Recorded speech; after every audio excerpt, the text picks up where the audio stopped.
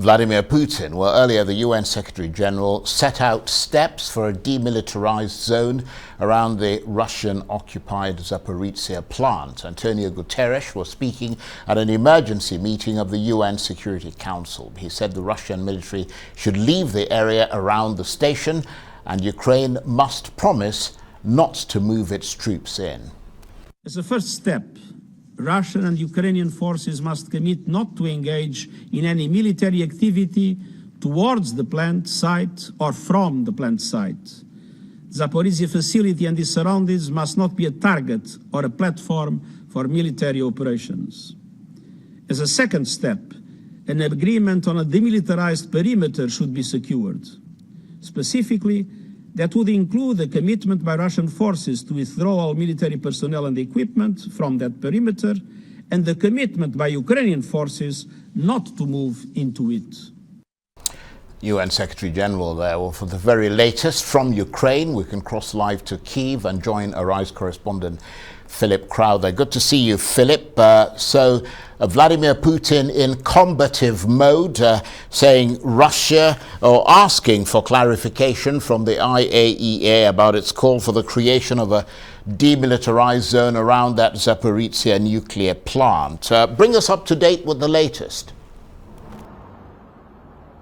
Well, you got some details there from the UN Secretary General about what exactly a demilitarized zone around the Zaporizhzhia nuclear power plant would look like. It would be the departure of Russian troops, and it would mean that Ukrainian troops would not try to engage Russian troops in that area. Now, that stands in contrast, of course, to what we just heard there from the Russian President Vladimir Putin, who essentially seems to believe that his troops are protecting this power plant in the first place from Ukraine, maybe creating some kind of a possibility of a nuclear catastrophe. It is, of course, the Ukrainian President, Volodymyr Zelensky, who has warned of that concrete possibility again and again. What we're seeing again today, and have been for weeks and indeed months now, because remember that the Zaporizhzhia nuclear power plant has been under Russian control, occupied by Russian forces on Ukrainian territory since the beginning of March, not long after the start of Russia's invasion of Ukraine.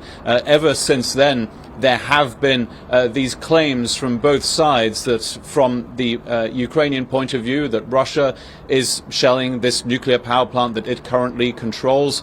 Russia says it is Ukraine that is doing precisely that. And what is particularly important here is to take a look at the geography of this area, because the Zaporizhzhia power plant is in the town called Enerhodar. It is on one bank of the Dnipro River, controlled by Russian troops right now. On the other bank stands the city of Nikopol, which is in Ukrainian hands, and that is being hit again and again by, one has to presume, Russian shelling. And those types of events, again, that type of shelling has again happened today. So we are seeing these claims going back and forward again and again. And after what we heard from the IAEA Director Rafael Grossi at the UN Security Council yesterday, calling for what he says would be a nuclear safety and security protection zone, what the United Nations wants to see as a demilitarized zone, well, now you're seeing, of course, both sides will be fighting about what exactly that would look like, because there are very, very stark contrasts here.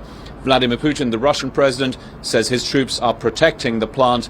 Ukraine and its President Zelensky are saying this again and again, that they, of course, want Russian troops to depart. They want them to stop occupying what is Ukrainian land and what is a Ukrainian nuclear power plant. Well, it sounds like a real muddle there. Is there any hope at all that this tricky situation can be navigated, Philip? Could the involvement of UN inspectors lead to a de-escalation and a reduction of tension? Well, the involvement is pretty minimal right now. There are 2 IAEA inspectors on the ground at the Zaporizhzhia power plant right now. That doesn't mean necessarily that the plant is not going to be shelled again, but there is going to be, it is hoped, a semi-permanent presence there, that these 2 inspectors who remain out of a larger group that was there last week, that they will have the possibility of remaining there for the immediate future.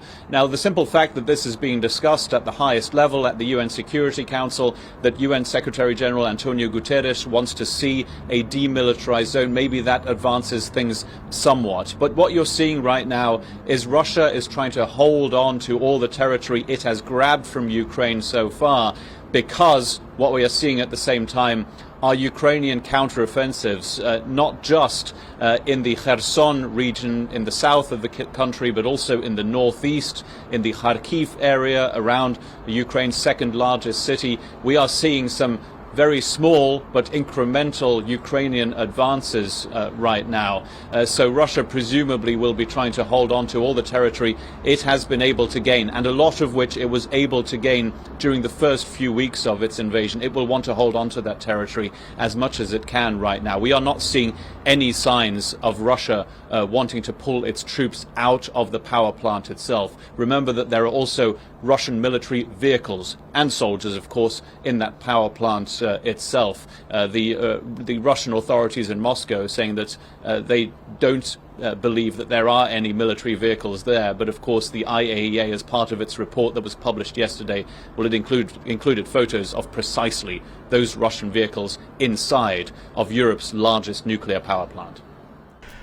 And you mentioned the fighting elsewhere in Ukraine, Philip. I mean, does Mr. Putin's combative tone somewhat belie the reality of his invasion of Ukraine, where he's failed to secure a rapid victory, as you mentioned there?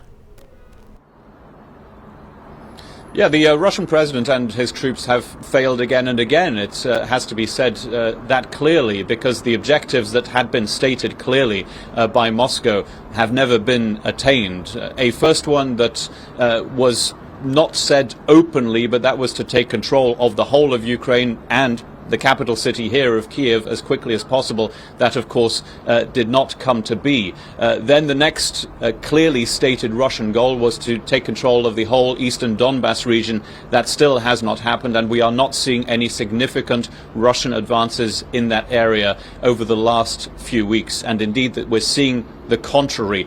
The Ukrainian military is being very tight-lipped about what exactly is happening as part of what it had long announced was going to be a major counteroffensive in the Kherson region. We are seeing some videos on social media that one can geolocate to the Kherson region, but others that come from the Kharkiv region. Again, that's in the northeast of the country. These show clear Ukrainian advances. They are not necessarily particularly rapid, but they are incremental. Russia appears to be losing some ground. Now, whether that is going to change Russian tactics on the ground, whether that is going to change how Vladimir Putin decides to use his tactics in this war, we don't know right now. The Ukrainian military very clearly only wants to announce which settlements or towns it might have got back under its control once it actually has happened. It does not want to see hour by hour or daily updates of what is happening on the ground. Philip, thank you very much indeed. Philip Crowther is Arise correspondent. He was talking to me there from the Ukrainian capital, Kyiv.